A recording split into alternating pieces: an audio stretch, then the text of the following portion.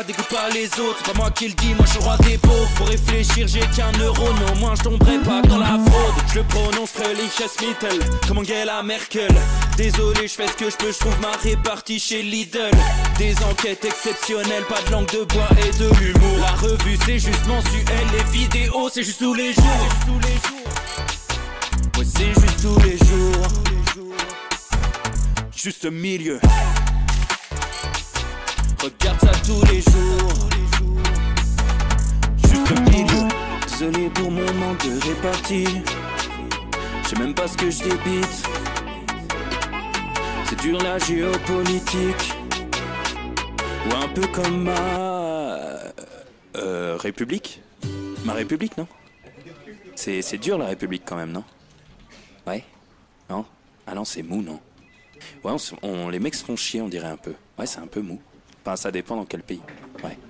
Bah, j'y connais pas grand chose, moi. Et c'est quoi une démocratie déjà?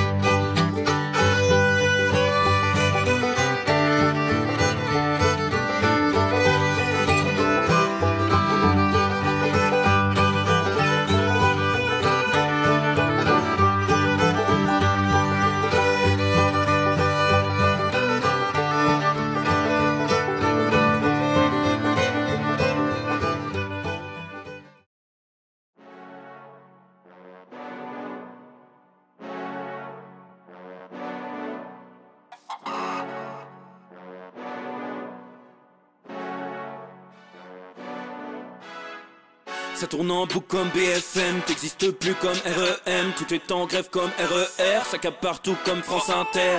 Faut pas croire tout ce qu'on dit à la télévision. Merci YouTube pour la liberté d'expression.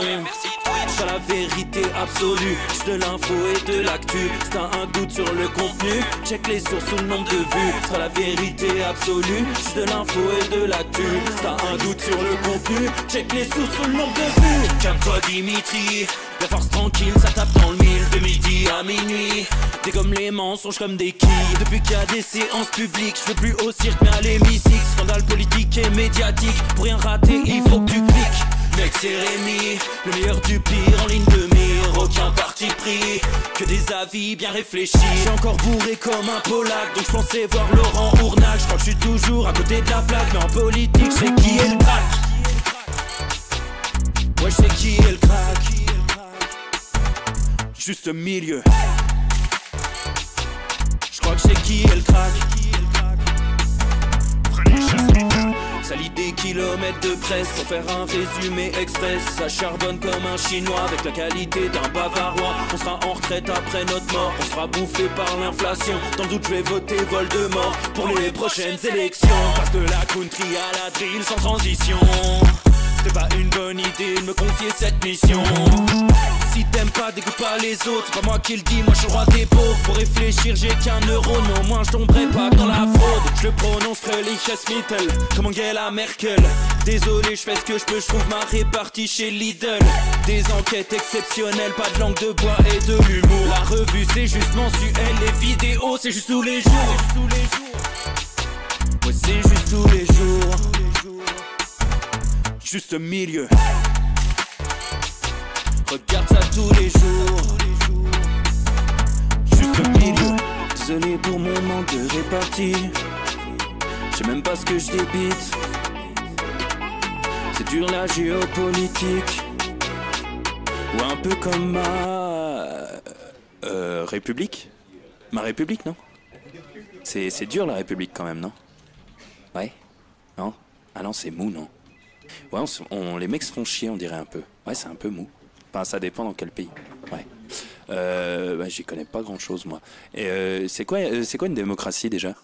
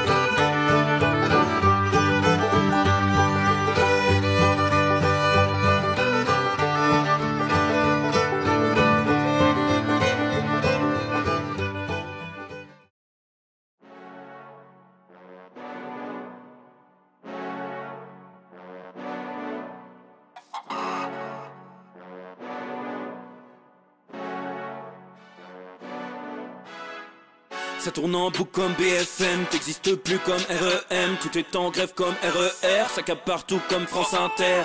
Faut pas croire tout ce qu'on dit à la télévision. Merci YouTube pour la liberté d'expression.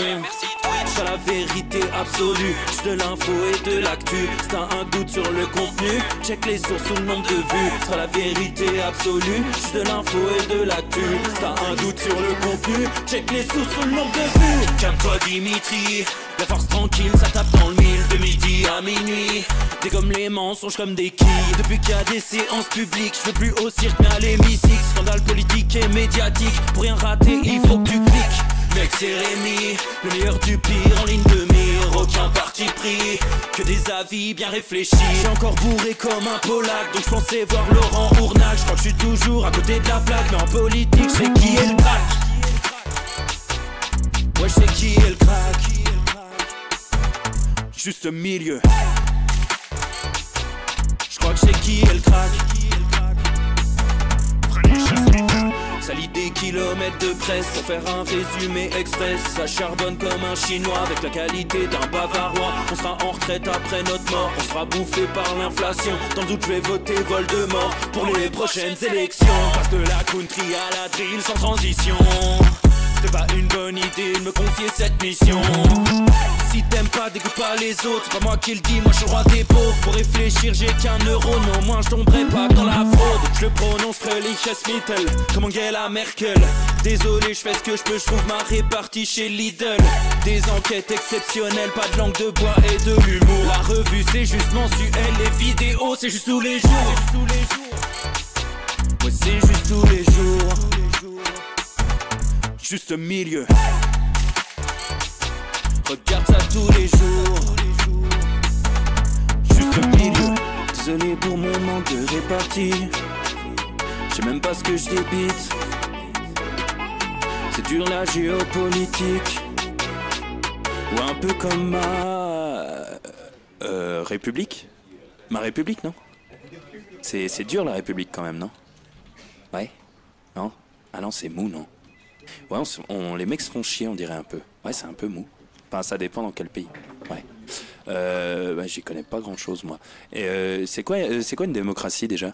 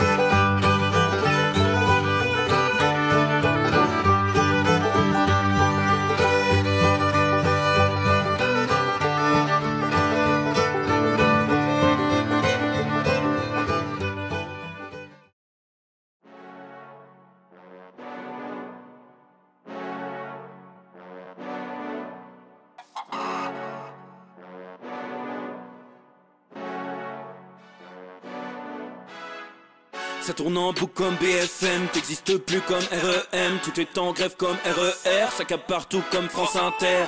Faut pas croire tout ce qu'on dit à la télévision. Merci YouTube pour la liberté d'expression.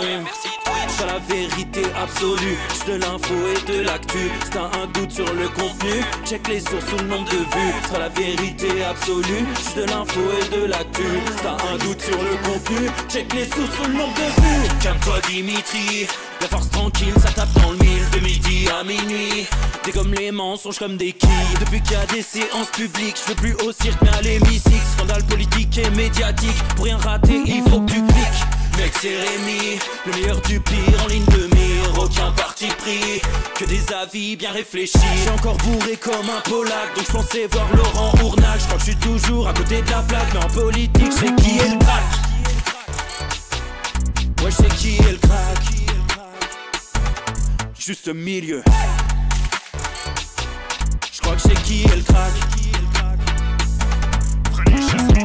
Ça lit des kilomètres de presse pour faire un résumé express. Ça charbonne comme un chinois avec la qualité d'un bavarois. On sera en retraite après notre mort, on sera bouffé par l'inflation. Dans le doute je vais voter. Messieurs, dames, les copains, bonjour à tous. Comment allez-vous les amis? Il est l'heure du Juste Bistrot, 16h48, 9 juillet 2024, 347e épisode du nom. La température extérieure est estimée à 29 degrés. Nous survolons actuellement le nombril de Gérard Larcher. Prochain arrêt, les narines de Pierre Palmade. Voilà, j'espère que vous allez bien. J'espère que vous allez bien les amis, que vous êtes en pleine forme. On commence voilà, avec d'excellentes nouvelles. Et Zabou 1961 qui dit « Bien reçu le bouquin ». Voilà, merci beaucoup camarade, j'espère que ça va te plaire. Voilà, merci à Égir Twitch qui vient de sub avec 3 mois, enfin pour 3 mois d'avance. Ça c'est extraordinaire, merci beaucoup camarade. En plus un nouveau sub, donc je vous le dis, la famille s'agrandit jour après jour les copains. Merci à vous, voilà, j'espère que vous êtes en pleine forme. Alors,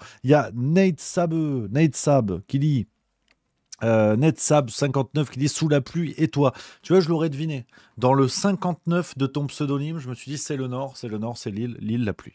C'est un cliché, mais en même temps, c'est un peu vrai. Donc, à Lille, il fait beau plusieurs fois par jour. Voilà, la légende raconte. Xogub qui nous dit tes livres en audio, c'est pour quand, Rémi? C'est pas une mauvaise idée. C'est pas une mauvaise idée, mais faut qu'on bricole. Faut qu'on bricole, qu'on enregistre ça, pourquoi pas. Tout est possible. C'est le jeu de la vie. Irène 45 Faucheux qui dit nous orage dans le 45 dans le Loiret. Bah, décidément donc ça pleut en fait. Parce que nous à Lausanne ça a l'air pas mal. Il fait beau. Pour l'instant il fait beau. Donc on n'est pas trop mal. Merci à P2 Annette 2 qui dit j'ai aussi lu le livre, il est super. Merci beaucoup les copains. Hein, on est au tout début, vous le savez, on est au tout début de cette aventure. On est à plus là de 2100, 2200 personnes qui l'ont déjà commandé. On est en passe d'un raz-de-marée. On a déjà battu Marlène Schiappa, Bruno Le Maire et compagnie. Donc c'est que du bonheur. Que du bonheur ce nouveau livre. Emmanuel Macron est-il fasciste? On en parle beaucoup.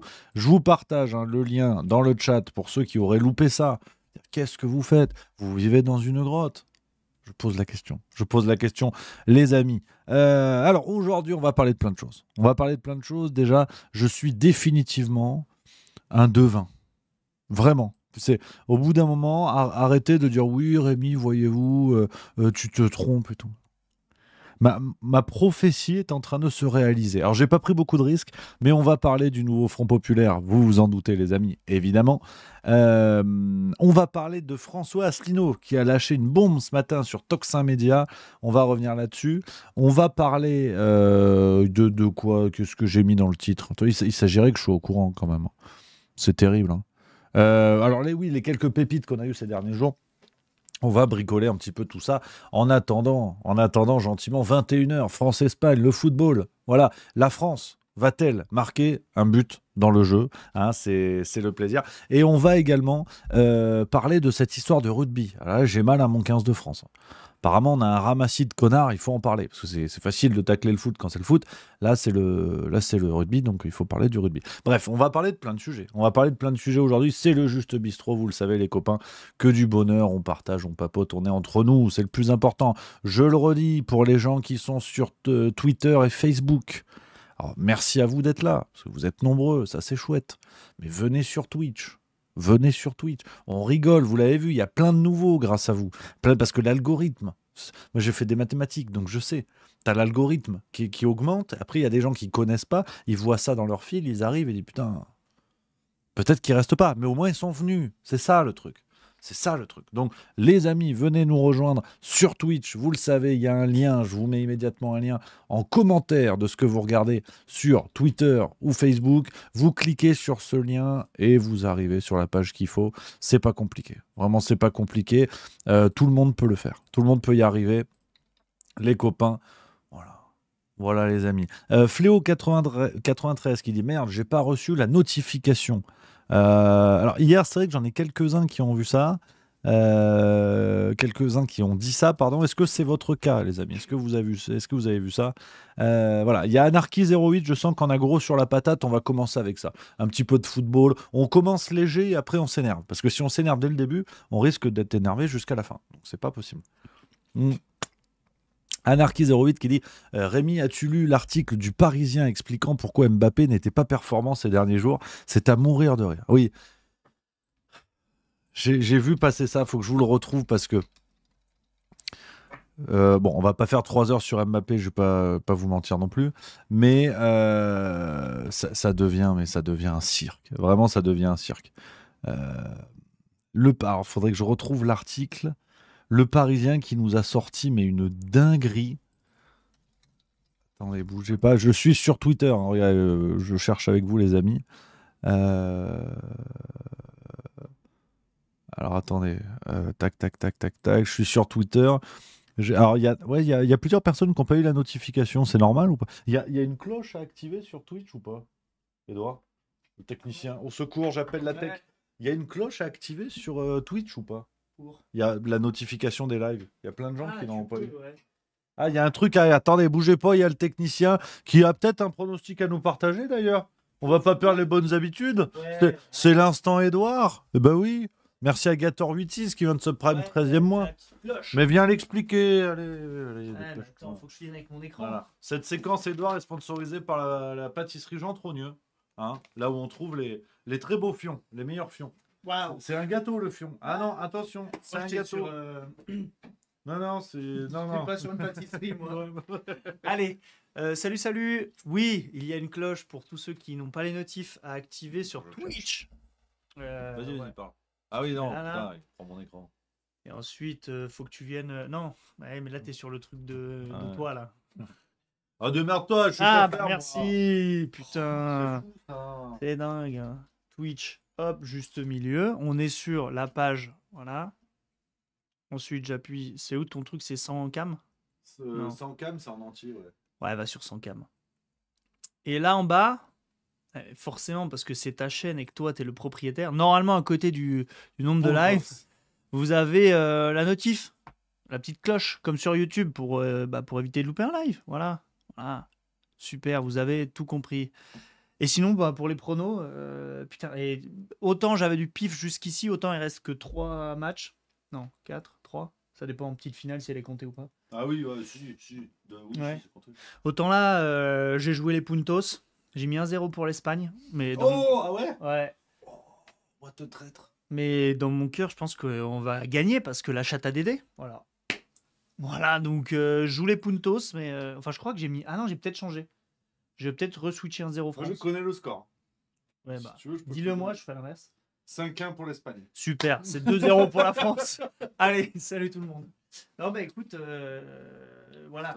N'oubliez pas la cloche et vive le football. Et bon live. Merci bien. Non, non, c'est 5-1 pour l'Espagne. Non, 5-1, j'abuse. Ouais, c'est 3-1. 3-1 pour l'Espagne. Okay. 3-1 pour l'Espagne. Voilà, 3-1 pour l'Espagne, vous l'aurez entendu ici. Jusqu'à présent, j'ai un taux de réussite qui fait quand même pas lire d'envie. Donc on est pas mal. Alors, on revient un petit peu football, hein, le rapidos. Mbappé. Regardez, le Parisien nous a révélé une des raisons de la méforme de Kylian Mbappé à l'Euro 2024 et la situation politique en France qui l'inquiète et mobilise une partie de ses pensées. Voilà, information le Parisien. Donc normalement ce soir c'est triplé. T'es pas content? Triplé. C'est pas mal, hein? Ouais. Donc voilà, on va voir ce que ça va donner. On va pas y passer la nuit sur Mbappé. Bon, comme on dit, qu'il aille se faire cuire le cul aussi. Donc voilà, allez les Bleus parce qu'on est la France, parce qu'on aime bien la France, mais j'y crois moyennasse. Après, on verra. Mais bon, pourquoi pas? De toute façon, les élections sont passées, donc normalement, il est détendu. Puis de toute façon, quand ça allait pas au PSG, bon c'était la faute des autres joueurs. Là, ça va pas en France, c'est les élections. Puis il y a plus Pogba qui les dépasse. Enfin bref, vous avez suivi tout ça. Donc transition maîtrisée de main de maître, vous connaissez la chaîne. On va regarder la bande-annonce du nouveau Gladiator. Ouais, alors il n'y a rien à voir. Parce que vraiment, Mbappé Gladiator, t'en as au moins qui est prêt à mourir sur le terrain. Allez, on regarde la bande-annonce. Le 2, je ne l'ai pas vu. Enfin, j'ai vu le 1, mais j'avais oublié qu'il y avait un 2 qui allait sortir. Donc on se regarde la bande-annonce, la BA, comme on est dans le milieu du cinéma. Et on débriefe, on se fait plaisir finalement. Je me souviens de ce jour. Je ne l'ai jamais oublié. Le jour où un esclave a pu se venger d'un empereur. Où es-tu né? Je ne sais pas. Je n'ai connu ni père ni mère. Je ferai de toi mon instrument. Qui es-tu?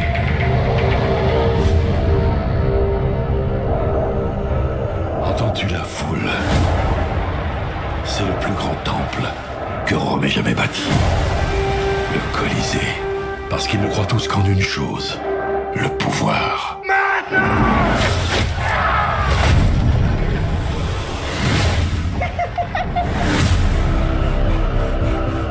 Général Acacius, de grandes victoires nous attendent.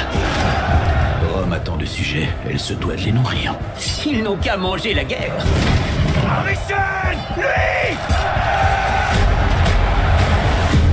La reine change les esclaves en gladiateurs. Et les gladiateurs en hommes libres. Tu as quelque chose en toi. Je l'ai su dès le début. C'est vrai ça. Une rage. Cette rage est un cadeau.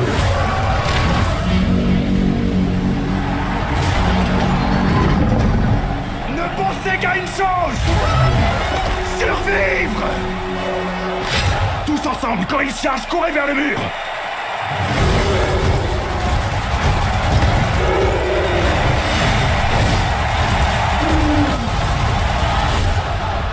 Quelle tête puis-je t'offrir qui saurait apaiser ta fureur? Toute l'armée romaine. Gourmand. Le général fera l'affaire. Rome doit tomber. Je n'ai qu'à la pousser un peu.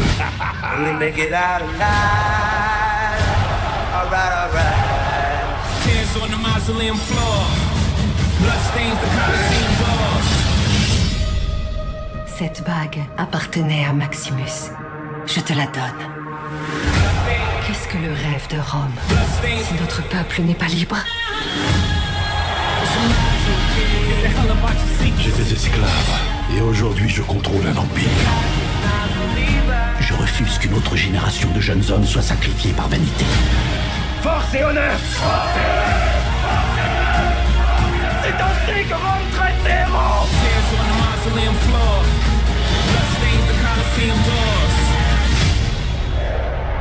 Les dieux ont parlé!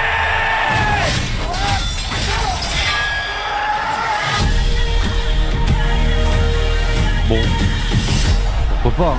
Pourquoi pas, hein. Moi je dis, il y a Denzel Washington. Donc, par contre, la musique, alors bon, la dernière fois avec Hans Zimmer, on se rappelle tous de la musique qui était devenue quand même aussi la musique de Apprendre ou à laisser, l'émission d'Arthur, hein, vous vous en rappelez. Là, par contre, c'est Jay-Z, on est d'accord? Je suis pas sûr. Je suis pas une brute hein, en histoire, mais je suis pas certain que le R&B était là en moins 200 avant JC. Mais bon, pourquoi pas? C'est la mode maintenant. Mais bon, faut voir. C'est peut-être que pour la bande-annonce, j'en sais rien. Mais c'est vrai que ça a l'air un peu, ça a l'air tout ce qu'on aime chez Ridley Scott. Tu vois, c'est grandiloquent, les scènes de bataille sont ouf, il y a les super décors et tout. L'histoire c'est moyennasse.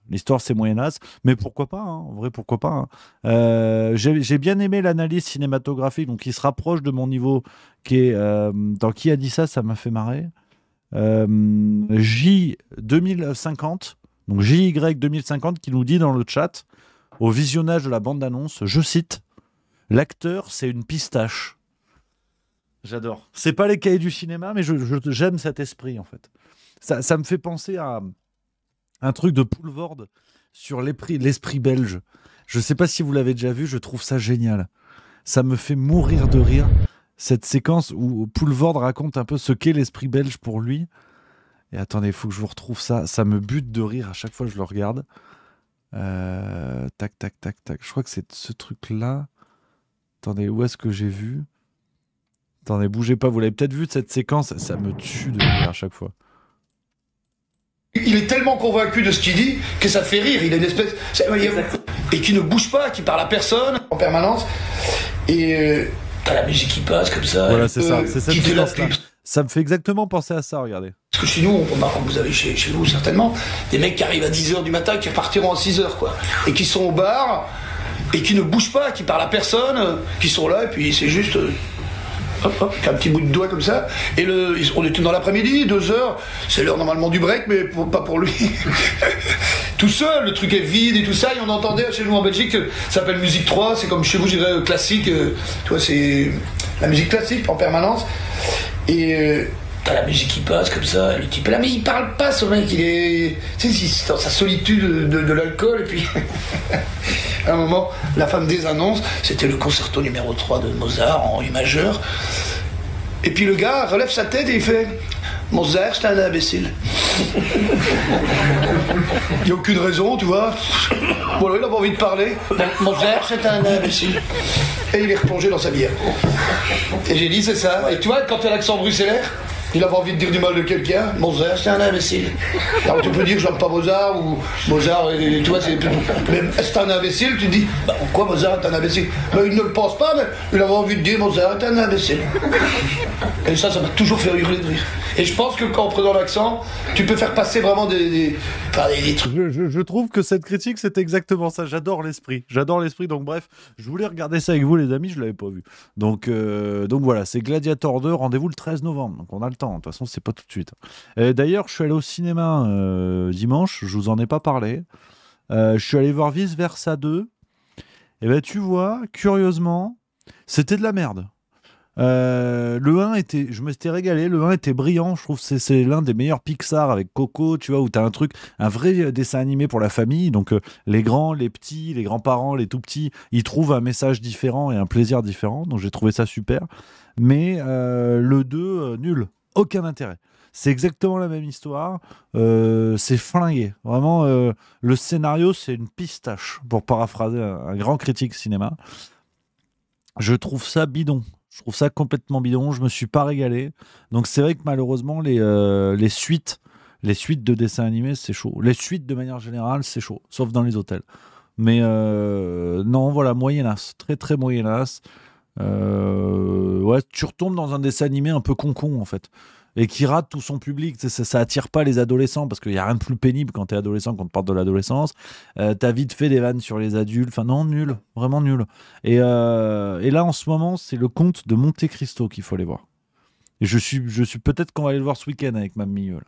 On revient de Fréjus samedi. Dimanche, il n'est pas impossible que j'aille me frapper 3 heures de Pierre Ninet. Donc il a plutôt intérêt à ce que ce soit bien. Parce que sinon, la critique dans le Juste Bistrot, elle va tomber. Hein. Et là, je sais que pour la société de production, c'est pas bien. Hein. Là, derrière, ils se chient dessus. Hein. Donc, voilà. Donc, est-ce que certains l'ont vu? D'ailleurs, les copains dans le chat, il y a Full Metal 1979 qui dit « Vu, il était pas mal ». Marcel The Rock, il dit Top Gun 2 est plutôt bien aussi. Alors, Top Gun 2, je trouve que c'était de la merde. Mais vraiment, à un niveau assez extraordinaire. Massan3466 qui dit il est top, Rémi, j'ai adoré. Merci, c'est gentil. Non, je sais que tu parles du film, je sais. Ngrim Bandersman qui dit j'y vais demain. Bah, tu nous diras, on en reparlera la semaine prochaine parce que comme je vous ai raconté, les copains, on part à Fréjus demain matin. Avec toute l'équipe Juste Milieu, on part en classe verte. J'ai pris mon appareil photo jetable, mon slip de bain, on va à Fréjus. Donc ça va être bien. Donc voilà. Et Fléau93 qui dit j'ai vu et j'ai bien aimé. Il y a une évolution du personnage et de nouveaux sentiments en tant qu'ado. Attends, t'es sur Vice Versa du coup, t'es pas sur le Monte Cristo, Comte de Monte Cristo. On verra les amis un petit peu ce qui nous attend. Bon, on va aller sur l'actualité, mine de rien. Hein, c'est quand même le projet de l'émission. Non, alors. Il y a qui dit, alors on est un petit peu dans le cinéma, on navigue d'un sujet à l'autre. Alors il y a qui dit Top Gun 2 excellent, tu n'as aucun goût. Non, j'ai pas accroché. Je trouve que trop de cinéma américain tue le cinéma américain. Je crois que on en avait parlé dans le Juste Bistrot d'ailleurs. Enfin, le côté on va aller dégommer des méchants, mais on sait pas du tout quels sont les méchants. C'est extraordinaire. Hein. Dans Top Gun 2, c'est-à-dire que tu as un pays de méchants, tu sais pas qui c'est. La Russie, les méchants, tu sais pas. Non, j'avais trouvé ça bidon. Vraiment, peut-être que j'ai vieilli, peut-être que je suis vieux, c'est possible aussi. Je sais pas. Bref, puis de toute façon, je sais même pas pourquoi je vous parle. Hein. Vous savez, moi, en tant que devin, en tant que prophète, je ne sais même pas pourquoi je m'adresse à vous. Là, j'ai autre chose à faire. Je dois aller tâter ma boule de cristal, naturellement. Ma boule de cristal, parce que je suis dans la prédiction. Je suis devin. Et nous, les médiums, normalement, on n'est pas sur les réseaux sociaux. Il y a un accord de médium qui fait qu'on doit pas être là. Alors, je le suis pour vous, parce que je suis sympa, mais normalement, je ne dois pas faire ça. Hein. Parce que je vous avais dit dimanche. Hein. Je remets ma prédiction. De toute façon, elle est sur Twitter, donc vous ne pouvez pas la louper. Hein. Faut remonter un petit peu. Regardez, dimanche, j'avais dit ça dimanche. Midi 56, vous pouvez la France Insoumise. Voilà, c'est ça le truc qu'on peut deviner. Pourtant, il y a le nouveau Front Populaire. Donc, ils ont dit, on est copains. Et on va comprendre que tous les autres partis hors LFI vont accepter d'aller dans ce gouvernement d'union nationale, mais ils vont dire, non, par contre, la France Insoumise, c'est trop extrême.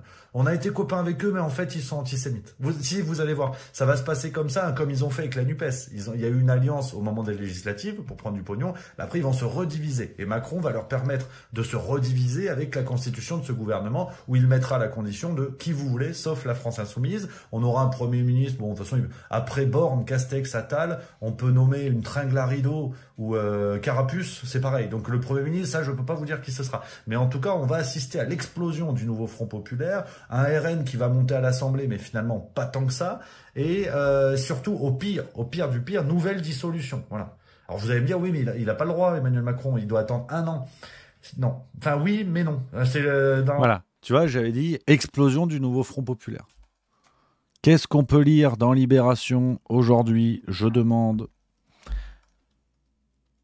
Olivier Faure se dit prêt à assumer la fonction de Premier ministre, ça c'est une chose, mais surtout, regardez ce que nous a dit. Attendez, parce qu'ils ont mis sur Twitter, ils ont mis ça.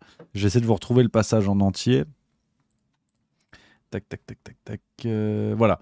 Les dissidents insoumis proposent aux écologistes et aux communistes la création d'un nouveau groupe. Plusieurs purgés et dissidents de LFI ont adressé une lettre consultée par Libération à la présidente des députés écologistes Cyrielle Châtelain et au président des députés communistes André Chassaigne. Comme vous le savez, la rupture entre nous et la France insoumise est consommée. Nous ne siégerons pas dans le groupe insoumis, écrivent les députés Clémentine Autain, Alexis Corbière, Hendrik Davy, François Ruffin et Daniel Simonet. Profondément attachés à la dynamique unitaire et au NFP riche de sa diversité, nous aspirons à siéger dans un groupe nouveau associant des écologistes, des communistes, des membres de Génération et nous, poursuivent les dissidents. C'est pourquoi nous vous faisons la proposition d'un groupe commun et nous tenons à votre disposition pour discuter des modalités d'une telle reconfiguration. Voilà. Donc là, ça y est, j'ai définitivement pris le boulard dans des dimensions stratosphériques. C'est la prédiction. Alors, blague à part, je fais les blagues, je fais le gag, mais c'était signé, les amis. Avec cette histoire-là, il y a d'ailleurs ce qu'on avait évoqué dans le Juste Bistrot il y a quand même quelques mois en arrière, avec Ruffin, qui tôt ou tard prendrait le large pour se constituer contre la France insoumise. Donc c'est coup double. C'est coup double sur ce qu'on avait évoqué dans le Juste Bistrot. Coup double, c'est-à-dire que vous avez le nouveau Front Populaire qui est en train de comprendre qu'ils ne feront rien sans déchirer la France insoumise, sans dégager la France insoumise. Et de l'autre côté, une autre force qui va se poser contre la France insoumise, c'est ceux qui ont été dégagés par LFI, qui vont se constituer. Mais je vous l'avais dit au moment de l'exclusion de Garrido. Il y allait avoir une vengeance, c'était sûr et certain. Donc c'est terrible à dire, mais le nouveau Front Populaire est crevé. Aujourd'hui, ça y est, on y est. Une fois de plus, j'ai une pensée pour les électeurs du nouveau Front Populaire qui y ont cru. Et là, on les trompe, mais à une vitesse extraordinaire. Franchement, j'avais annoncé 10 jours. En 3 jours, ils ont montré que c'était terminé. C'était cuit. Donc, c'est vraiment sidérant ce qui se passe. Et voilà, hein, regardez, hein, les médias commencent à en parler. Hein. Regardez sur BFM TV ce qu'on a eu là il y a quelques minutes. Perrine Vasque, voilà que François Ruffin, Clémentine Autain, Alexis Corbière et d'autres, les purgés, comme on les appelle, j'aime pas ce mot, mais les purgés ils reprennent exactement la même information, mais pour vous dire qu'en plus, les médias vont mettre leur grain de sel. Ils vont engrainer la chose en faisant passer ce message-là. Donc, je trouve ça hallucinant qu'il y ait encore des électeurs de gauche, que ce soit LFI, PS ou quoi, mais qui n'aient pas compris la mécanique. Ils ont fait une alliance que pendant les législatives pour prendre le pognon. Ça me sidère. Je radote avec ça, les amis, on en a beaucoup parlé, je casse les pieds avec ça. Mais je trouve ça hallucinant. Et vous avez encore des électeurs qui vont les défendre. En disant oui, mais en même temps, il fallait faire barrage au fascisme. On est à un niveau d'aveuglement volontaire que je trouve dingue, vraiment dingue. Donc voilà où on en est un petit peu, les amis, avec tout ça, avec cette situation-là. Donc voilà comment ça va évoluer. Bon, je pense que ça va suivre cette voie hein, maintenant, mais au moins c'est clair. Ils nous ont pas menti. C'est fou. Le nouveau Front populaire est cuit avant même commencer, quoi. Donc voilà un petit peu, les amis, ce qu'on pouvait se dire avec ça. On a eu, alors pareil, ça je voulais vous le montrer dans les petites séquences pêle-mêle. Hein. On a eu une analyse de Dominique Régnier, alors qui est sympa comme tout. Hein. Qui est professeur à Sciences Po, qu'on entend beaucoup dans les médias, qui est un petit peu de partout, qui a fait une analyse dans C'est à vous sur France 5. Le mec se réveille. Tous ces médias qui ont invité les gens pour dire faut faire barrage le fascisme se réveillent aujourd'hui en disant ah non, finalement, c'est pas bien le barrage. Regardez ce qu'il nous a dit. Dominique Régnier, alors pour reprendre les sujets dans l'ordre, d'abord sur le pourcentage des votes exprimés pour le Rassemblement national qui reste en tête. Qui reste en tête, ça a été dit à l'instant par Patrick Cohen, si on regarde simplement les extrêmes droites au sens du ministère de l'Intérieur, c'est effectivement un peu plus de 37%. Et si on regarde toutes les gauches, c'est 27%. Toutes les gauches. Sans en oublier une seule. Toutes les gauches. Et si je fais un total de toutes les droites, je suis à 47%. Et donc on a une droite électorale qui est de 20 points de plus que la gauche électorale. Je compte pas les centres, hein, je les laisse à part. Et qui débouche sur, entre guillemets, la victoire du nouveau Front populaire. Donc là, il va y avoir, je pense, dans l'opinion, avec les jours qui vont passer, une sorte de réveil lent, comme j'allais dire une anesthésie, je ne sais pas si c'est la bonne métaphore, mais en tout cas, un réveil qui sera plus long. Ressentiment. Qui peut être un ressentiment si les conditions dans lesquelles se met en place un gouvernement et des politiques publiques, parce qu'un gouvernement, ce sont des politiques publiques, sont de nature à les décevoir ou à ne pas les satisfaire. Et moi, j'étais très impressionné par la puissance et l'efficacité du barrage républicain. Qui a fonctionné alors Qui a fonctionné, mais ça m'effraie. Pourquoi ? Parce que il faut qu'on mette de côté des tas de choses que l'on peut penser et se dire que notre système politique s'est organisé, toutes forces confondues, à l'exception d'une force, celle qui est d'ailleurs la première en termes de parti, pour l'empêcher de gagner. C'est pas quelque chose de durable. C'est pas possible. La fameuse victoire différée, non pas. C'est-à-dire que si, par exemple, mais Jérôme Gage le disait à l'instant en partie, en tout cas, si par exemple sur les sujets qui font depuis des années la progression, qui nourrissent la colère. Si on n'apporte pas de réponse, en effet, la victoire sera différée. Spécifiquement du RN. On dit on ne fait toujours rien, mais quand ils sont très hauts, on fait barrage, ça devient un système illibéral, antidémocratique, où on ne pourra pas se plaindre de certains manquements de la politique publique parce qu'il y aura une organisation de ceux qui n'ont pas réussi à les régler. Donc ça, c'est un problème absolument fondamental qui pourrait même faire que finalement, à un moment donné, on assimilerait le vote RN à un vote démocratique contre les élites qui nous empêchent, etc., etc. C'est quand même une situation très périlleuse qui ne termine rien, qui commence tout, et il faudra beaucoup d'habileté, de sens de la mesure et des responsabilités. Je ne sais pas si on l'aura, excusez-moi de dire ça, à 2 ans de la présidentielle. Les mecs se réveillent, je veux dire, après la bagarre, après avoir contribué à construire ce cambriolage démocratique, hein, ce vol démocratique, les mecs se réveillent en vous disant « Ah, c'est vrai que quand même... » Oh, c'est pas bien. Je veux dire, mais c'est hallucinant. Fermez-la dans ce cas-là. Si vous savez que c'est pas bien, fermez-la. Donc, je trouve ça terrible. Je trouve ça vraiment terrible qu'on ait ce genre d'analyse dans les médias de mecs qui viennent montrer patte blanche après avoir tant profité. C'est vraiment assez hallucinant. Mais bon, ça passe. Ça passe, comme on dit. Les amis, une autre séquence, pareil, dans cette logique de lutte contre le fascisme, de barrage républicain et compagnie. Geoffrey de la Gannerie, ou Gasnerie, je ne sais pas comment on dit. D'ailleurs, c'est Geoffroy de la Gasnerie, qui est une sorte d'intellectuel proche de la France insoumise que j'aime bien. Parce qu'il nous avait expliqué que déjà, fallait pas débattre avec les gens qui ne pensaient pas comme lui. Je vous retrouverai la séquence. Et il nous en a fait une petite séquence que je voulais vous montrer, qui est sympa. Le fascisme, voilà, c'est le fascisme. Je vous montre, j'ai trouvé ça vraiment sympa. Spontanément, on est de droite, et que c'est par le travail, par le mouvement collectif qu'on se gauchise, quoi. Donc ça veut dire que ça interroge les structures de la vie quotidienne. Qu'est-ce qui fait que dans la vie quotidienne, on fabrique des habitus réactionnaires, qu'on fabrique des comportements violents, des intérêts à la reproduction sociale, etc. Et pour ça, il faut de fait interroger ce qui nous façonne dans notre vie quotidienne. Et ce qui façonne très grandement les gens dans la vie quotidienne, et ça a été montré depuis Adorno et Horkheimer dans un texte fameux sur la famille autoritaire, c'est la structure familiale. Une des explications, par exemple, que donnent Horkheimer et Adorno du fascisme, c'est la famille. C'est le fait que dans la famille, on vit dans un univers autoritaire avec la figure du père qui dit c'est ma loi, tu m'obéis, donc des structures d'obéissance, des structures d'appartenance et des structures d'autorité extrêmement fortes, etc., qui créent des habitus de docilité, qui créent des habitus de reconnaissance de la domination, qui créent ce qu'ils appelaient des personnalités autoritaires et qui expliquent pourquoi le fascisme peut s'installer si facilement dans nos sociétés et qui a un rapport, selon eux, avec la forme famille et avec le pouvoir du père.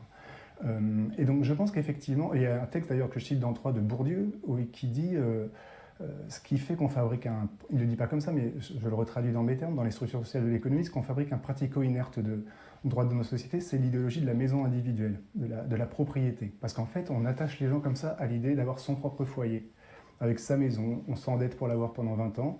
Quand vous vous endettez, en général, vous ne pouvez pas faire de grève, parce que vous avez un crédit à rembourser, et l'une des explications de la diminution très forte de la capacité à faire grève dans le milieu ouvrier, ça a été la politique du logement individuel, où les ouvriers se sont endettés et donc ne pouvaient plus faire grève parce qu'ils étaient endettés. Et puis dès que vous avez un foyer, une maison construite comme votre chez vous, ce que vous voulez défendre, vous avez tout de suite des intérêts réactionnaires parce que ça devient comment reproduire le foyer, comment être un peu mieux celui d'à côté, etc. Et donc ce que Bourdieu dit, ça crée des sociétés qui fonctionnent selon la juxtaposition d'égoïsme privé. En fait, c'est la société de la maison individuelle, c'est la société de la juxtaposition d'égoïsme individuel, c'est pas une société de transformation collective.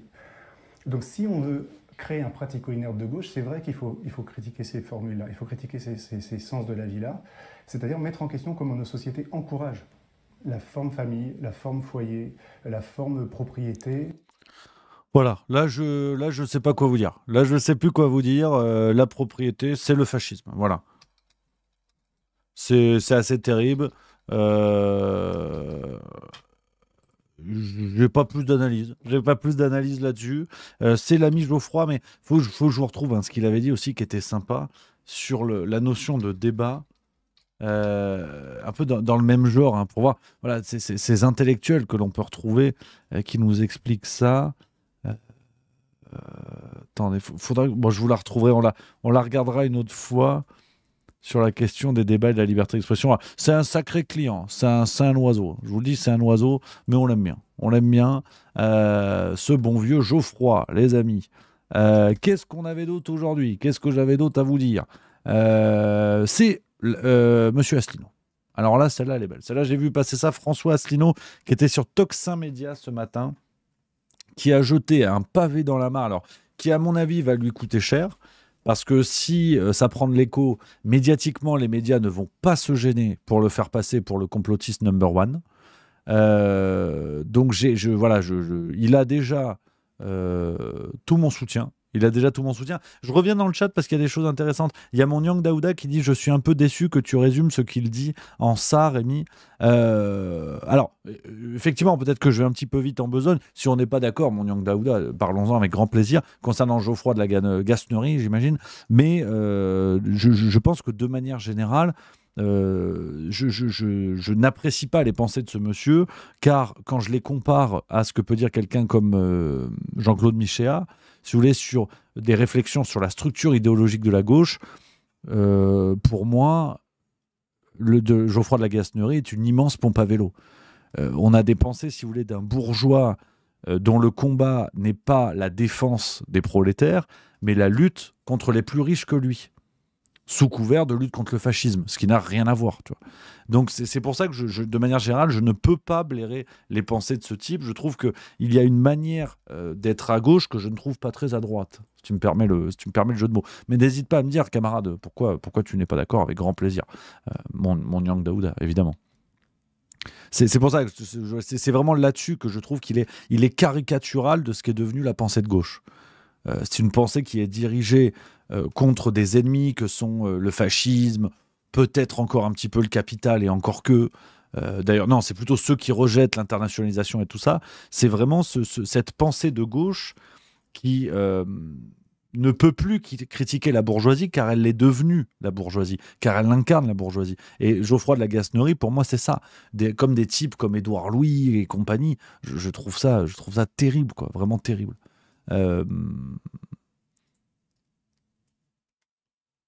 Après, il y a Big Tandog qui nuance, c'est intéressant, voilà, qui apporte un autre point de réflexion, qui dit « Sa réflexion sur le fait que les gens endettés ne sont plus capables de faire grève est réelle, mais ça ne veut pas dire qu'ils vont virer facho. » Je suis d'accord avec toi, effectivement. Il y a des points aussi intéressants. Je vais vite en besogne, c'est vrai. Il y a des points intéressants. Mais sur la notion de famille, je veux dire, parler de la famille comme quelque chose de structurellement fasciste, il faut arrêter. Quand tout mène au fascisme, c'est ce qui fait qu'aujourd'hui, on n'est pas foutu de voir les germes fascistes qu'on a sous les yeux.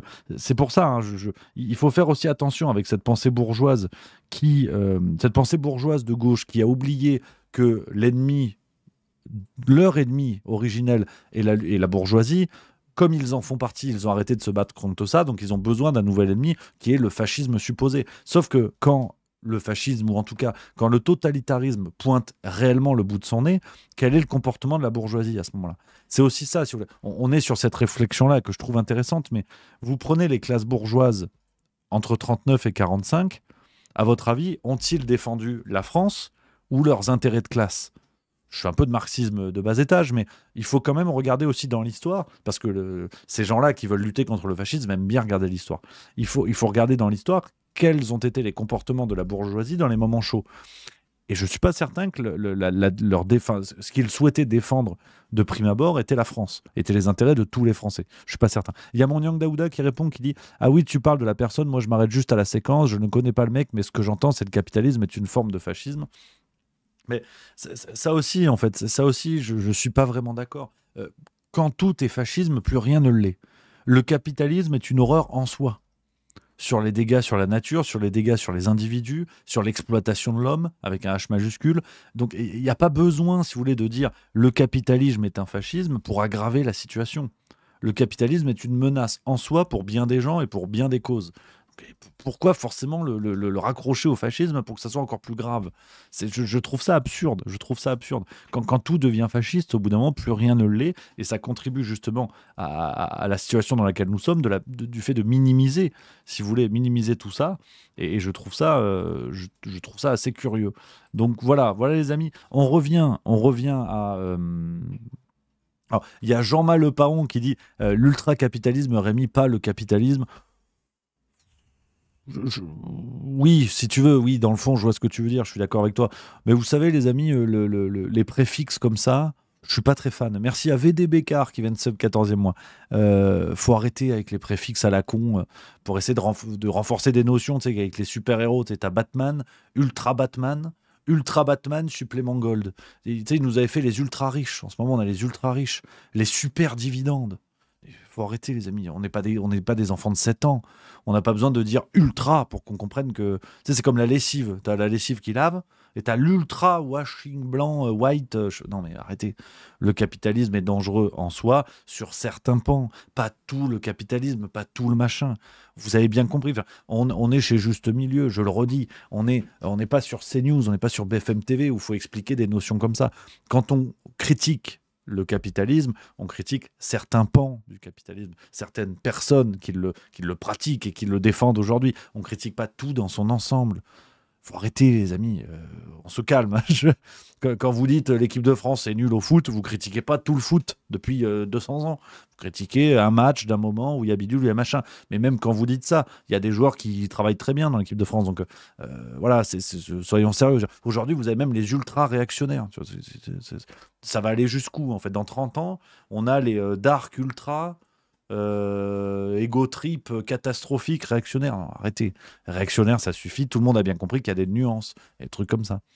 C'est le juste milieu finalement, hein. Bon, peut-être qu'un jour on sera l'ultra juste milieu, ça sera encore plus précis, je sais pas, c'est pas impossible, je sais pas. Donc revenons à François Asselineau, les amis, on passe d'un sujet à l'autre. Je vous montre la séquence. C'était ce matin chez Clémenceau Diakova, que je salue et que j'embrasse, en présence du camarade Didier Maisto, également François Asselineau, qui nous a dit ceci. Et là, ça pose quand même tout de suite un problème, c'est que pourquoi est-ce que le vote par électronique commence le mardi midi, alors que le scrutin dans les urnes, donc dans les consulats, les ambassades, a lieu le dimanche. Et le vote par électronique dure 2 jours jusqu'au jeudi 18h. Et donc, qu'est-ce qui se passe entre le jeudi 18h et le dimanche? Il y a la soirée du jeudi, il y a toute la journée du vendredi, il y a toute la journée du samedi, il y a toute la journée du dimanche. Et le plus extraordinaire, c'est que les résultats par électronique, on les connaît après le résultat dans les urnes. Donc ça, c'est quand même un véritable souci.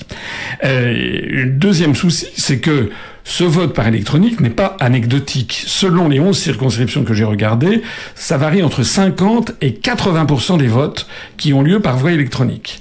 Mais là où il y a un véritable souci, c'est que j'ai examiné les 11 circonscriptions. Dans les 11 circonscriptions, les candidats du Rassemblement national ou les candidats de LFI et moi accessoirement, nous avons tous baissé entre le vote dans les urnes et le vote par final, c'est-à-dire que le vote électronique nous a donné beaucoup moins. Moi, j'ai fait par exemple 4,2% dans les urnes dans toute cette région, ce qui était beaucoup pour nous. Enfin, ouais. C'était un score évidemment à notre mesure. En revanche, j'ai fait 2,9% par voie électronique. Ouais. Et c'est la même chose pour le RN ou pour LFI. Mais... Alors que dans les 11 circonscriptions, le candidat de Renaissance a bondi d'un seul coup dans les 11 circonscriptions. Alors moi, j'aimerais qu'on m'explique pourquoi est-ce que seuls les électeurs de Renaissance, les électeurs macronistes, se précipiteraient pour voter par électronique et par les autres. Voilà ce que nous dit François Asselineau. Alors, je vous avoue, je n'ai pas regardé les chiffres des circonscriptions dont il parle. Je n'avais pas d'idée précise par rapport à ce que dit François Asselineau. Mais je trouve qu'il y a des doutes légitimes que l'on peut avoir, qu'il faut dissiper très rapidement, parce qu'on a eu des phénomènes anormaux qui se sont produits. Ce que dit François Asselineau, je le laisse mettre de ses propos, comme je l'ai dit, ça je ne l'ai pas vérifié moi-même, et puis je ne suis pas fact-checker, même si je le vérifie, on parle de doutes légitimes, on ne parle pas de dénonciation d'une fraude extraordinaire. Mais j'aimerais quand même que les fact-checkers fassent leur boulot en gardien de la vérité absolue, pour qu'ils puissent dissiper ce doute sur la question du vote électronique, si tant est que les chiffres se vérifient, qu'il y ait aussi eu des questions sur les procurations. 3,2 millions de procurations pour le second tour des législatives 2024, c'est 4 fois plus qu'en 2022. 4 fois plus. On a ce phénomène des sondages qui changent au dernier moment, alors que les mecs vous disent depuis 3 semaines que le RN peut espérer une majorité absolue. Après, ils ont dit, bon, ils vont gagner, mais peut-être pas majorité absolue. Et finalement, poum, nouveau Front Populaire en tête. Le Monde, dans son édition du 8 juillet, parle d'une surprise générale. Et en plus, on a eu la dénonciation dans ces derniers jours de phénomènes où des militants, des activistes allaient voir des personnes âgées dans les EHPAD notamment pour faire signer des procurations. C'est Le Parisien qui en avait parlé notamment. Donc, si vous voulez, moi, y a l'info de François Asselineau, c'est la source, c'est lui-même la source. Si vous voulez, je n'ai pas vérifié moi-même, donc à la limite, je la mets de côté. Mais sur le reste, tout ce que je vous dis, je l'ai lu dans les journaux, je l'ai lu dans les médias. Donc, j'aimerais quand même qu'on éclaircisse tout ça, parce qu'on a des comportements anormaux, on a des choses anormales, et qui jettent le doute sur cette élection, évidemment. Alors, soyons clairs, évidemment, je ne suis pas en train d'hurler à la triche, je ne suis pas en train d'hurler à la fraude, je dis juste que notre démocratie est précieuse, et qu'elle ne doit pas avoir à supporter le moindre doute. Par contre, je pense que François Asselineau, il va ramasser. C'est-à-dire que, vu que je suis à peu près devin actuellement, je vous parie sur un article de presse qui va sortir dans les 10 jours pour expliquer à quel point c'est un complotiste d'extrême droite qui sous-entend, comme le faisaient les électeurs de Trump qui, vous avez vu, après ont envahi le Colisée, François Asselineau sous-entend qu'il y a eu fraude dans cette élection, ce qui est un scandale parce que c'est pas vrai, au motif de... Voilà. Donc je pense qu'il va manger chaud dans les jours qui viennent. Bon, tu me diras, il a l'habitude malheureusement, mais voilà, si cette rumeur tend à se développer, les fact-checkers vont se faire évidemment un malin plaisir à venir le désosser et expliquer que c'est du complotisme, c'est tout ce que vous voulez. Donc, affaire à suivre. Affaire à suivre. Les copains. Anarchy08 qui dit Rémi, tu paries sur qui, Conspiracy Watch ou France Info? Non, je verrai plutôt le Parisien, tu vois. Je verrai ouais, plus tranquille. Je verrai le Parisien ou l'Express. Tiens, l'Express, il l'aime pas. L'Express. Non, ça va être bien, ça va être bien. Donc, puis j'ai hâte de voir les arguments. Moi, c'est surtout ça. Hein. Moi, je suis un amoureux de la démarche de lutte contre le complotisme. À chaque fois, ils nous disent ce qu'il est de bon ton de penser. Donc voilà, je pense qu'il va, à mon avis, effectivement, François Asselineau va ramasser une montagne de merde. Donc il a déjà mon soutien, évidemment, parce qu'au vu des propos qu'il dit, alors il faudrait qu'il publie effectivement pas les preuves, c'est pas une enquête judiciaire, mais les chiffres sur lesquels il s'appuie, qu'il le publie sur les réseaux sociaux pour être baqué, si vous voulez. Comme ça, il est protégé. Mais affaire à suivre, les amis. C'est le nouveau pronostic que je vous propose aujourd'hui. Voilà. Et 3-1 pour l'Espagne également, ce soir. Ah, ça, je suis moins sûr, par contre. Ça, je suis moins sûr. Je m'y connais bien moins. Donc, voilà un petit peu les copains, ce qu'on pouvait dire sur ça. Voilà. On est d'accord. Je crois qu'on est pas mal. Je crois que j'ai dit tout ce que je voulais vous dire. Déjà, c'est déjà ça. Déjà, on est bien. On est bien. On va avoir de belles choses qui vont arriver dans les jours qui suivent. Déjà, le nouveau Front Populaire, grosse pensée pour les électeurs de gauche. Là, c'est cuit. À mon avis, c'est cuitos. Merci à Vawax qui vient de subprime pour 3e mois. Merci beaucoup, camarades.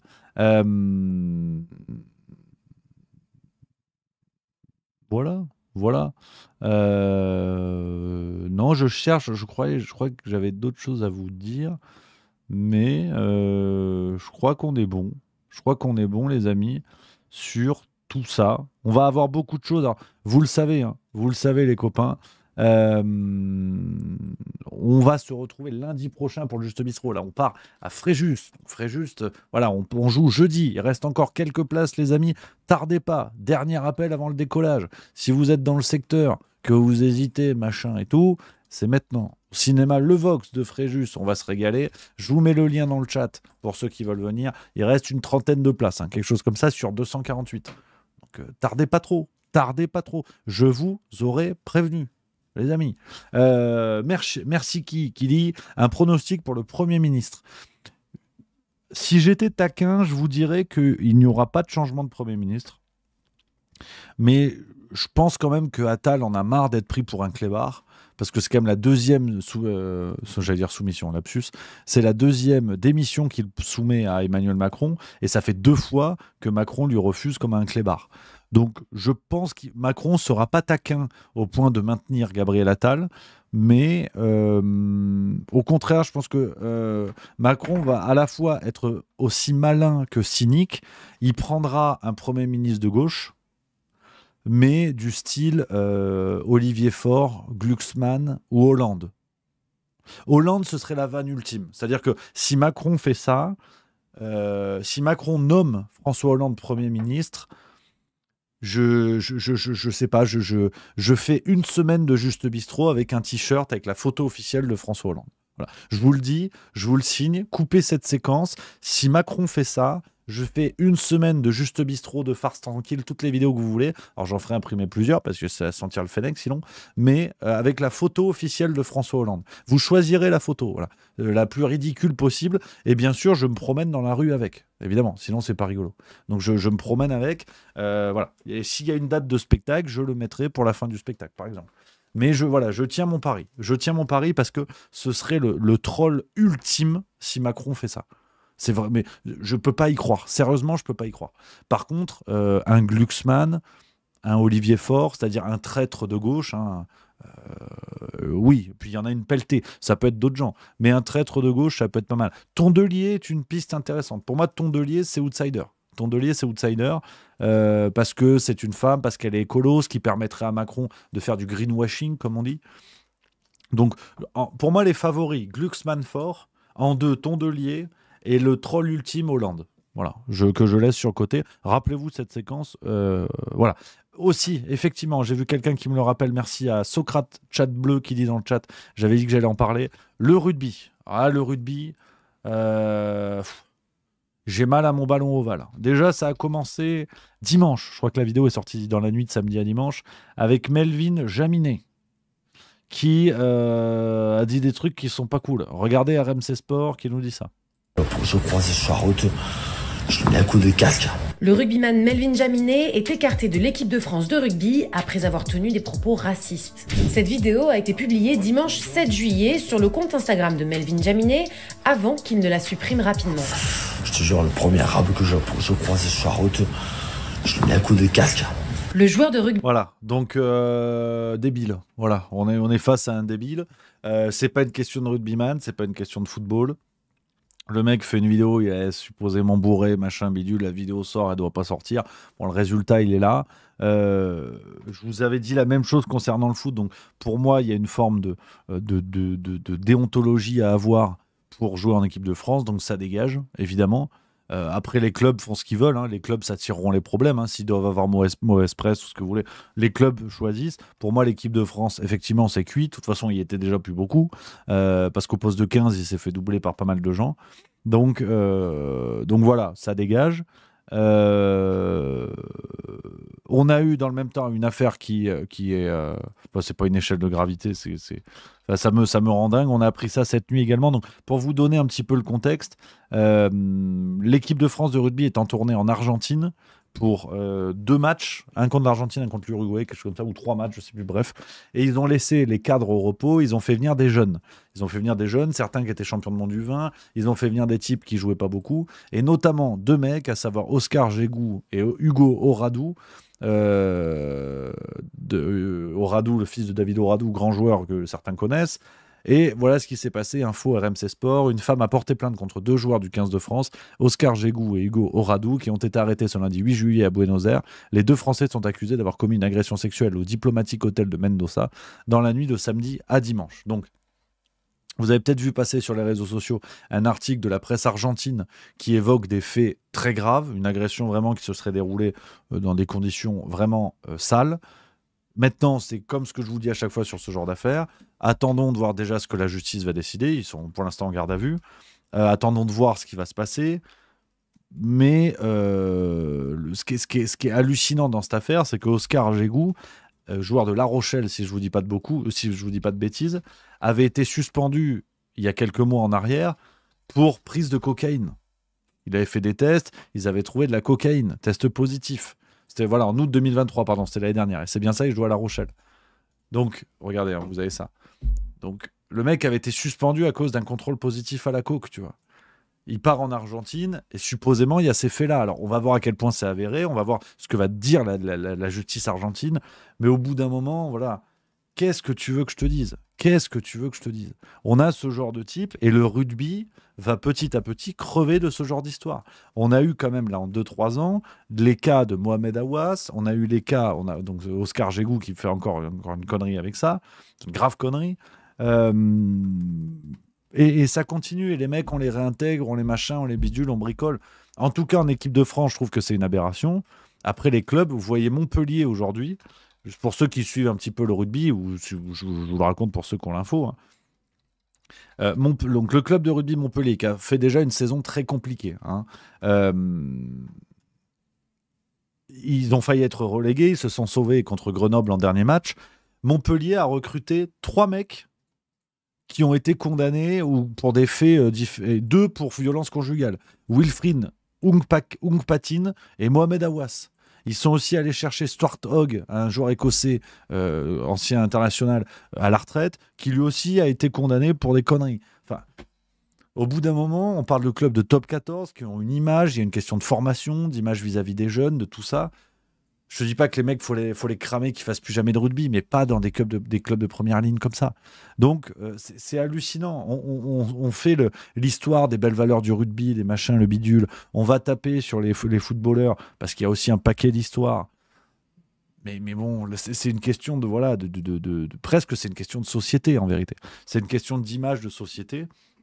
Ce qui se passe dans le sport se passe dans la politique, se passe dans notre société, et il y a petit à petit, alors c'est un discours à la con que je vous fais, mais et oui, et il y a News 2000 qui rapporte, et c'est Bernard Laporte, le manager à Montpellier. J'oubliais effectivement la cerise sur le gâteau. Donc pour vous dire le niveau du bordel. Mais je trouve que et c'est pas pour défendre le rugby, je vous l'ai dit, ce sont des pompes à vélo qui ont fait des conneries énormes qui doivent être condamnées à la hauteur de ce que la justice devra les condamner. Mais c'est vraiment une question de société, en fait. C'est une question de société. Violence conjugale, drogue, on le voit aujourd'hui dans la politique. Donc, de moins en moins de domaines se distinguent par leur exemplarité. Bon, faut pas s'étonner que des gars de 22-23 ans, qui font du rugby au plus haut niveau, qui représentent leur pays, fassent ce genre de dinguerie. Mais c'est une question générale. C'est une question générale. La consommation de cocaïne a explosé en France. Dans les journaux en France, ils en parlent. Oui, hier dans les journaux, ils en parlaient. C'est un truc de dingue. C'est un truc de dingo. Donc, quand vous avez, c'est pas pour reporter la faute sur les uns ou sur les autres. Hein, je vous parle de quelque chose d'atmosphère. C'est dans l'atmosphère tout ce qui se passe. Quand vous avez une classe politique qui a toutes les affaires que l'on connaît. Quelle société peut se sentir légitime à aller faire la leçon à des footballeurs, à des ouvriers, à des je sais pas quoi. Quand vous avez une telle impunité au plus haut sommet de l'État, vous créez de la délinquance d'atmosphère, vous créez ce genre de comportement dans l'atmosphère. Donc c'est terrible à dire, mais malheureusement, voilà, ça m'étonne pas tant que ça. Karim CHU de Pierre, merci mon Karim pour le sub 26e mois, merci camarade. Donc voilà les amis, effectivement, merci, je voulais parler de ça. Et puis, dernière petite séquence, comme ça on sera complet, on sera nickel. Petite leçon d'antiracisme par Rokhaya Diallo sur BFM TV, c'était aujourd'hui. On passe d'un sujet à l'autre, mais vraiment c'est que du plaisir. Quand j'entends qu'une photo... Vous êtes choqué parce qu'on dit qu'il y a beaucoup de blancs. Rokhaya, laissez-le répondre. C'est un langage racialiste. Pauvre petit Charles Consigny, dire une photo, ça m'a ébloui, je trouve ça très choquant. Je suis désolé. Oh là là. Je vais terminer la phrase. Ce que je veux dire, c'est que c'est important que les personnes qui sont françaises et qui sont non blanches soient représentées. Oui, c'est le juriste qui vous parle. Bah écoutez, portez plainte. Vous pourriez être condamné pour ça. Je vous le dis, c'est un juge indépendant vous condamnerait pour ça. Allez-y, Rokhaya Diallo. Ce que je veux dire, c'est que on reproche souvent à la gauche d'avoir une...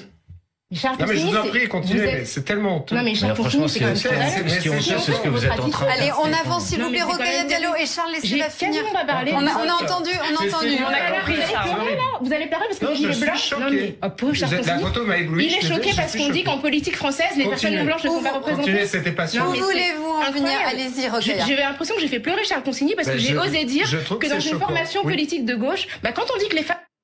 Voilà, Rokhaya Diallo, donc sur la même plateau avec Manuel Bompard qui sait plus où se foutre, hein, évidemment. Rokhaya Diallo qui a dénoncé que sur la photo officielle des députés La France Insoumise, il n'y ait pas assez de personnes non blanches. Disons personnes noires. Faut arrêter, ou autres d'ailleurs, non blanches. Elle dit non blanches. Cette séquence, elle est passionnante à plus d'un titre. Hein. Les médias donc, qui ont toléré ce racisme à l'envers. C'est-à-dire que si le racisme, c'est le fait de considérer les gens en raison de leur couleur de peau, l'antiracisme qui, du coup, considère les gens en raison de leur couleur de peau, c'est la même salade. Donc, c'est très intéressant de voir que ces médias qui ont toléré cette mécanique, qui l'ont encouragée, qui l'ont promue, aujourd'hui, ça se retourne contre eux. Et le cadeau ultime, c'est Manuel Bompard, donc gauche, extrême gauche, nouveau Front populaire, qui défend ces mouvements-là, qui défend ces causes dites progressistes. Et vous savez, comme un système dont l'immunité se retourne et qui se défend contre lui-même, on est là-dessus. C'est-à-dire que c'est le problème des causes progressistes qui ne le sont jamais assez vraiment. Donc aujourd'hui, Rokhaya Diallo dénonce le racisme au sein de la gauche et de l'extrême gauche. Je ne sais plus quoi vous dire. C'est assez extraordinaire. C'est vraiment assez extraordinaire sur ces questions-là. Et le pauvre Bompard, mais j'ai vraiment de l'empathie pour Bompard, qui ne sait plus où se foutre parce qu'il se rend bien compte que les causes leur échappent. Les causes leur échappent complètement parce qu'il y a déjà trop de causes et qui, à un moment donné ou un autre, sont forcément contradictoires. On se rappelle aussi la photo du comité de rédaction de Libération qui était sortie il y a quelques années en arrière. Vous aviez quasiment que des blancs également. Donc, autant je considère que l'antiracisme est une forme de racisme à l'envers et que si on se met à compter les gens selon leur couleur de peau, moi, je veux bien, mais dans ce cas-là, il faut le faire partout, et ça nous ouvre les portes d'une société extrêmement dangereuse, parce que pendant qu'on dit ça sur les députés La France Insoumise, enfin sur les députés Nouveau Front Populaire, vous ne pouvez pas dire ça sur l'équipe de France de football. Le premier intervenant médiatique qui arrive, qui dit « il y a trop de personnes non blanches », bien évidemment que cette personne va être condamnée par les médias, évidemment. Donc, le problème de ces arguments, c'est qu'ils ne marchent que dans un sens. Pour moi, il ne devrait marcher dans aucun sens, parce que c'est un comportement que je juge raciste, mais dans le plus pur style du terme. Mais il y a une double mauvaise foi qui est qu'on ne comprend pas ce que l'antiracisme peut avoir de raciste, et en plus, on l'accepte que dans un sens autorisé, entre guillemets. Donc ça ne tient pas intellectuellement, ça ne peut pas tenir. Et donc l'extrême gauche qui se retrouve avec ces causes-là entre les mains, et qui se retrouve avec une Rokhaya Diallo qui se retourne contre eux, c'est tendu, c'est tendax. Donc voilà. Voilà un petit peu les amis. Alors, vous me parlez de l'affaire Roussel aussi. J'ai pas encore vu. Alors, je suis avec vous depuis 16h45, les amis. Attendez, il y a une sorte de vidéo apparemment qui est sortie. Alors, on va regarder ça. Je vous diffuse, je découvre avec vous.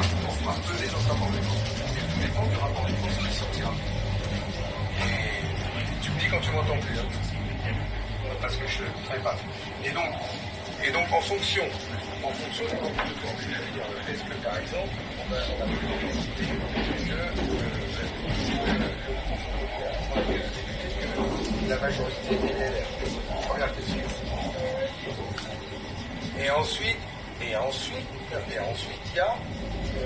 est-ce que sans les insoumis, on est un poids suffisant pour que ça fasse une majorité avec les autres. Deuxième question. Et ça se joue à quelques-uns. Donc ça se discute. Troisième question. Si ça forme une majorité, quel contenu on lui donne, qui le dirige, et nous, au pire, on peut soutenir cette sans y participer. Ouais, donc apparemment, un enregistrement volé de Fabien Roussel qui négocierait au téléphone une position politique. Ok, donc apparemment, c'est Zoé Sagan qui a sorti ça. Ouais, parce que je le découvre avec vous, les amis. C'est pas sérieux ce que je fais. Je le découvre avec vous. Je peux pas vous en parler de manière carrée et rigoureuse. Donc, ce qu'on va faire, c'est qu'on va voir comment évolue ce truc-là. C'est un peu bidon ce que j'ai fait. Vous montrer ça, mais je j'ai pas le truc en tête. Donc on va voir comment ça évolue et je vais vous en parler la semaine prochaine. Parce que demain, pas de Juste Bistrot. On est sur la route, on est à Fréjus, les copains. Donc, voilà les amis. On va se retrouver lundi pour le prochain Juste Bistrot. La farce tranquille est déjà en boîte. Rendez-vous demain à 18h, les copains. Et on vous abandonne pas parce qu'il y a aussi une nouvelle vidéo vendredi avec... je peux pas vous en dire plus. Celle-là, elle est surprise. Et dimanche, ça discute avec Amouna Ngonimba. On a discuté de panafricanisme, une critique du panafricanisme. J'ai hâte d'avoir votre avis parce que j'ai trouvé cette vidéo vraiment formidable. Donc voilà les amis, je vous laisse tranquille avec le Juste Bistrot jusqu'à lundi prochain. Vous avez plutôt intérêt à être au rendez-vous. En attendant, n'oubliez pas de garder la banane. On reste concentré, on reste serein, on reste ensemble et on va se retrouver avec plaisir. Voilà. Et pour ceux qui n'auraient pas encore pris leur place à Fréjus, c'est jeudi, le 11 juillet à 20h30. On va se régaler au cinéma Le Vox. Voilà les amis, je vous embrasse. Merci beaucoup d'avoir été là. Prenez soin de vous. On va prendre le soleil, nous, et on se retrouve dans le Juste Bistrot lundi en pleine forme, 16h45. Et allez les Bleus ce soir. Voilà. Vive la rigolade, vive la France. Et à lundi, les copains.